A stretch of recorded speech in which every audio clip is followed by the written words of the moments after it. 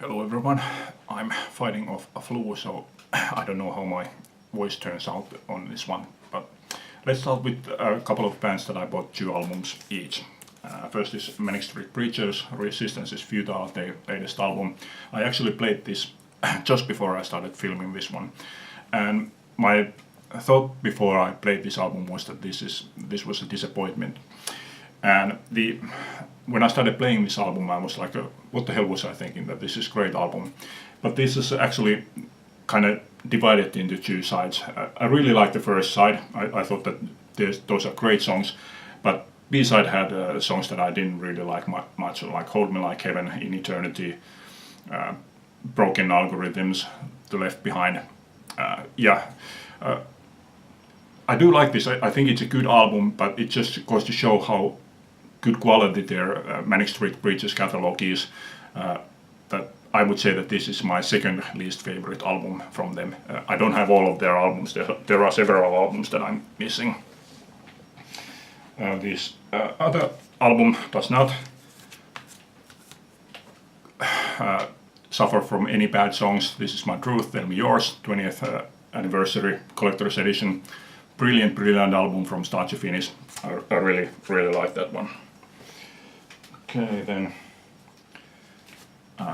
Beautiful South, Meow, their 4th album from 1994. Either I haven't noticed these or they are releasing these reissues in really odd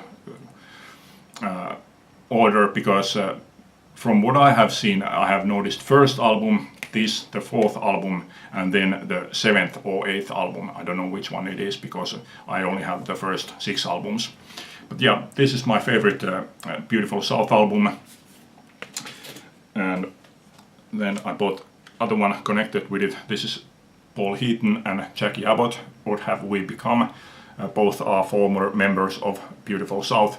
The style and structure of the songs here are very similar to Beautiful South songs, but whereas Beautiful South is much more sound-wise concentrated around keyboards, bass, horns, this is much more electric guitar driven. So similar type of songs, but sound-wise very different.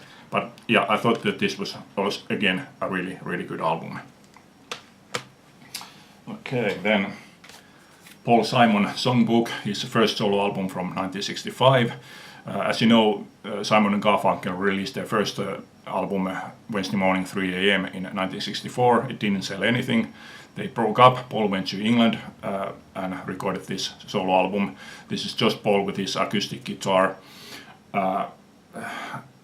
This one didn't sell anything either, and they later got back together because the producer added electric backings for the song Sound of Silence, and that became a hit. I don't really like this. This is my least favorite Paul Simon album. I bought this only because I have only ever seen this once before on vinyl. He recorded all of these songs again with Simon and Garfunkel, with the exception of A Church is Burning, which is only available here. And by the way, to my knowledge, this one here is Kathy from Kathy's Song. Okay, then the other one. This is The Rhythm of the Saints from 1990. Again, when I think of my favorite Paul Simon solo albums, this is not among them, but still this is among my most played Paul Simon albums, so that goes to show that I really do like this album. Okay, then on to blues rock. This is Rory Gallagher, Photo Finish from 1978. Just like all of his albums, really good. This next one was a great find because this is Wheels Within Wheels, his posthumous album.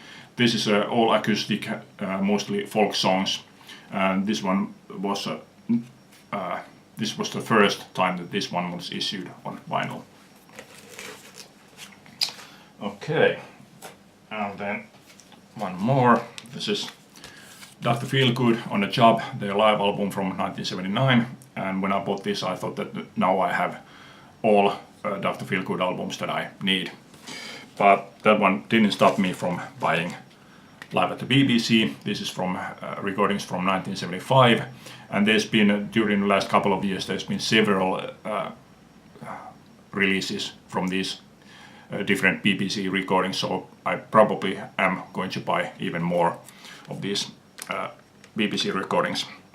Okay, this is Rolling Stones No Security live album from 1998.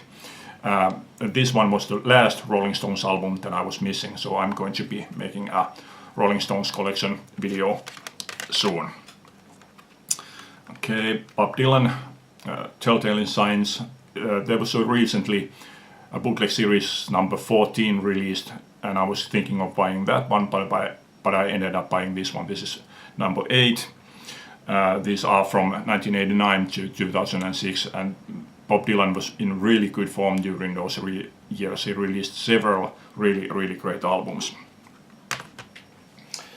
Okay, then one band that I never had any real connection. I saw them live back in 1992, and there's a DJ here on a local radio station who always plays the songs when they release something new. So like I have been like aware of them all through these years, but I never bought anything. There was one album that I was really interested in buying from them, especially now that they were reissued on vinyl. And I was going to buy Grand Prix, but I decided to listen to a few songs on YouTube, and then I also listened to a few songs from this one, and I ended up buying 13 by Teenage Fanclub. Really good early 90s power pop, I guess I would call this one.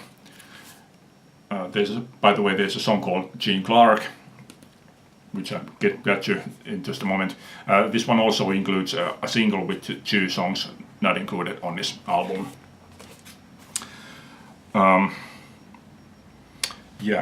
Okay, let's take this one. Next 2 are influenced by Hannah. Hannah made a video about ranking her favorite Depeche Mode albums, and that finally made me buy this one. I had been considering buying this one for 2 or 3 years, but never got around to it until I watched that video, and it finally made me pull the trigger on this one. This is Depeche Mode Ultra. This is again CD and DVD set like all of my other Depeche Mode albums, well, not considering Delta Machine. This one includes again a documentary about making of this album, and I knew that they had been in poor condition at that point, but I didn't know to what extent. They actually started making this album without knowing if they would be able to record anything at all. Adam Wilder had left, and Dave Gahan was very badly into drugs at the time. So yeah, it was really difficult session for them, but they did manage to make a good album. It's a good album. I like this, even though it's a very electronic sounding album. And there's 2 songs that I don't like: Uselink and Jazz Thieves. Those are just instrumental. I don't like those 2, just pointless instrumentals. But other than that, I like this. My favorites are Barrel of a Gun and Sister of Night. And the other one was Gene Clark. I had read about that there was a Gene Clark album coming out called, I think it was Sings for You.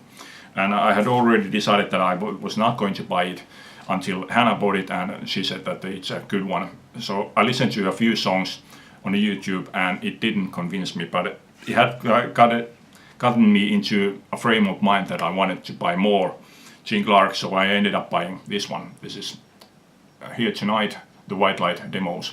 I had known about this album a few years, but since White Light album itself is very acoustic sounding, I was thinking that is there any point buying acoustic demos of the songs that sound very acoustic anyway.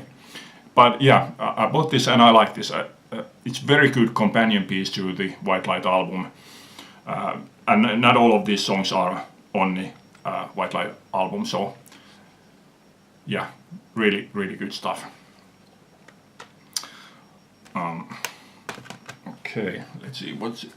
Okay, so that little. There's one more.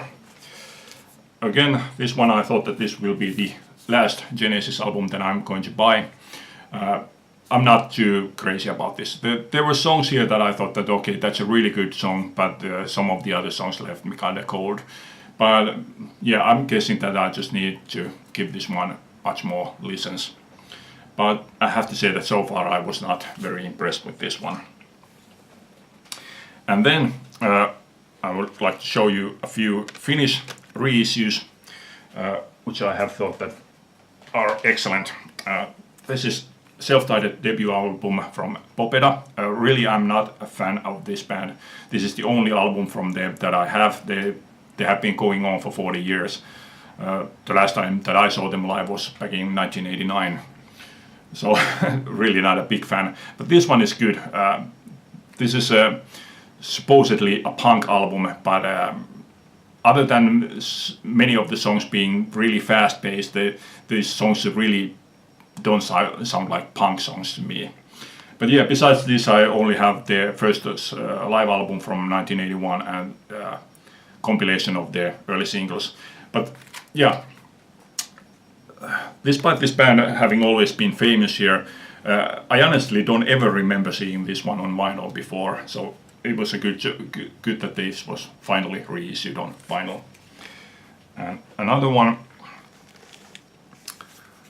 this is Hanorok's Complete Johanna 7-inch singles. This includes 7 singles that they released in Finland. Always been a fan of Hanorok's, but I've never thought of collecting their singles simply because they have been impossible to find. There's 7 singles here, and let me show you them. I'll give you explanation why it's so difficult. This is the single number 6, Until I Get You Back with Rebel on the Run. And this one is very common. I have seen this dozens of times.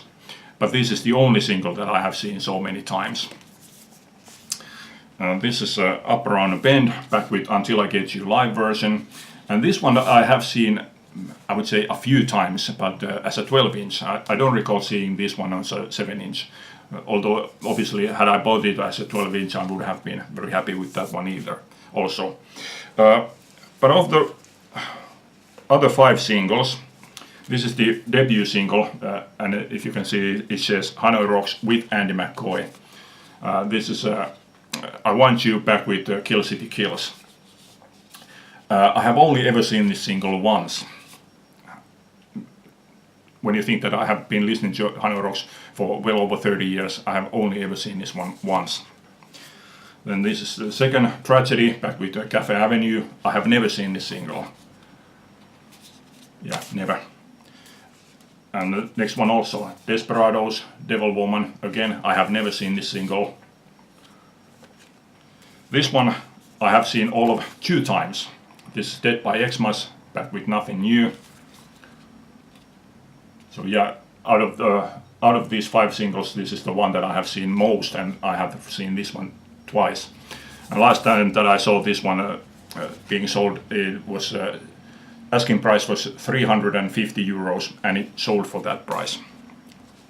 And again, I have never seen this one before. This is Love's an Injection, back with Taxi Driver. So yeah, goes to show that how difficult it would have been to collect these Hanorok singles. So I am very, very happy that this one was released. And next one is one that I honestly never thought that I would see being released. This is Razzia, Kloonattu sukupolvi. Yeah, I have always known about this, but yeah, I really, really didn't think that this was ever be released on vinyl. This is the first time that this has been released on vinyl. These recordings are from 1979. This is the demo tape that the band made and released on a cassette back in 1979. After which they got a recording deal and they recorded almost all of these songs. I think there are 2 songs here that they didn't record later on when they had a deal with a record company. Yeah, they made 90 copies of that cassette. So to say that I never expected to see this is an understatement. Obviously, since all of these songs are re-recorded on a proper studio and with a producer, they all sound better on those releases. But there's a certain charm to this where they are just simply bashing out the songs. Yeah, great release. Okay, I think I will stop here this time and continue hopefully soon on another video. Thanks for watching, leave a comment, bye!